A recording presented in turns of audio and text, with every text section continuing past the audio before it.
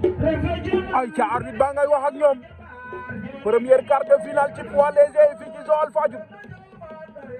diggante Monument Ndianda arbitre sifflé na ay ca Monument Ndianda moom la ñu jàkkaar lool ndeysaan ak waaja premier quart de finale de la soirée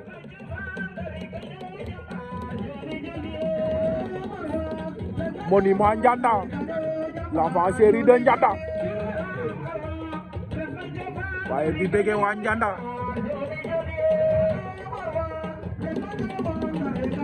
di Ndianda bëgg naa la